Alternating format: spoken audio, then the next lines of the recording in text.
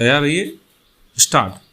राजनीतिक दलों को चुनावी बॉन्ड से मिलने वाली राशि में काफ़ी इजाफा हुआ है। स्टॉप।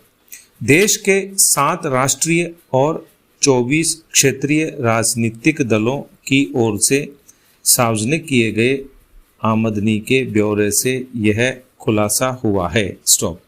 एडीआर द्वारा किए गए इस ब्यौरे के विश्लेषण से पता चला है कि वर्ष 2017-18 में जब से चुनावी बॉन्ड योजना शुरू हुई तब से अब तक राजनीतिक दलों को प्राप्त चंदे की कुल रकम 16,347 करोड़ रुपए में 55.9% हिस्सा चुनावी बॉन्ड का है। स्टॉप। कॉरपोरेट चंदे का हिस्सा महज 28.7% और अन्य स्रोतों से प्राप्त रकम मात्र 16.3% है। स्टॉप। गौरतलब है कि वर्ष 2017 में वित्त अधिनियम में बदलाव कर कंपनियों के लिए 3 साल के कुल लाभ का 7.5% चुनावी चंदा देने की अनिवार्यता समाप्त कर दी गई थी। उसके बाद कॉरपोरेट चंदे में कमी और चुनावी बॉन्ड से चंदे में बढ़ोतरी का ट्रेंड दिख रहा है। चुनावी चंदा 748% 2017-18 से 2021-22 तक बढ़ा है तो कॉरपोरेट चंदा मात्र 48%। स्टॉप। इस ट्रेंड से इतना तो कहा ही जा सकता है कि कॉरपोरेट चंदे की रकम अब बॉन्ड की ओर शिफ्ट हो रही है। स्टॉप। जाहिर है नियम में बदलाव से कंपनियों को अपनी सफ़ेद कमाई का हिस्सा चुनावी चंदे में खर्च करने की अनिवार्यता समाप्त हो गई है। स्टॉप। इन्हें पारदर्शिता की कमी के चलते चुनावी बॉन्ड से राजनीतिक दलों को उपकृत करना मुफीद लगने लगा है।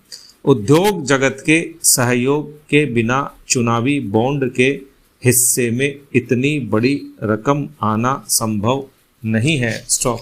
तथ्य यह भी है कि चुनावी बॉन्ड से किसने किस दल को कितनी रकम दी है इसका खुलासा करने का प्रावधान है ही नहीं। स्टॉप।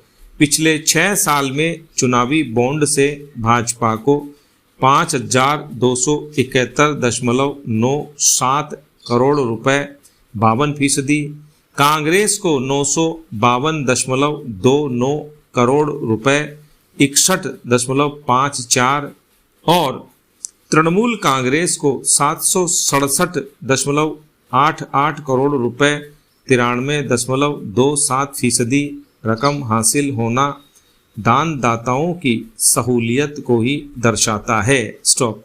इसे अच्छा चलन माना जा सकता था बशर्ते समूची प्रक्रिया पारदर्शी होती। स्टॉपेरा।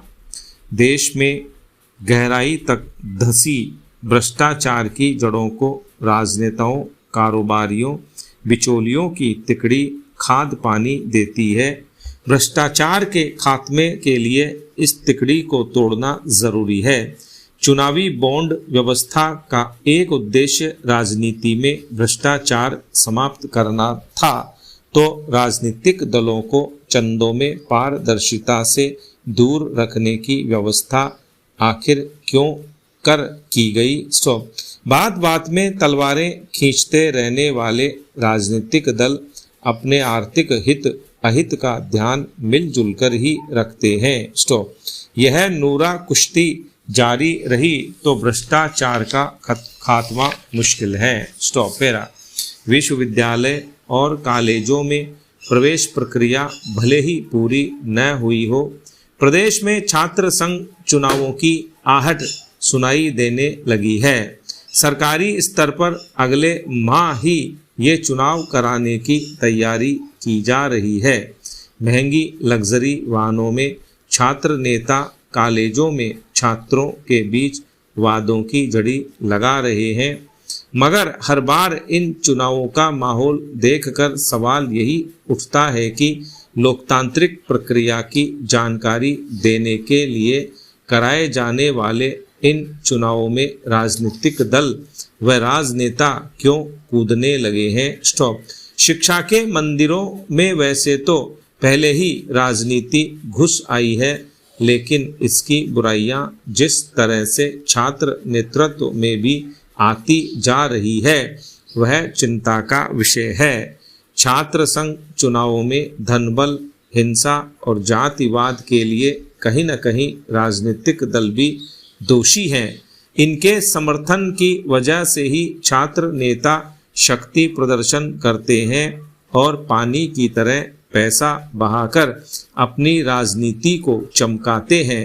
राजनीतिक दलों का प्रश्रय मिलने की वजह से विश्वविद्यालय और कॉलेज के चुनाव जीतते ही छात्र नेता छात्रों की समस्याओं को भूल जाते हैं और भविष्य की राजनीति के हिसाब से काम करने लगते हैं।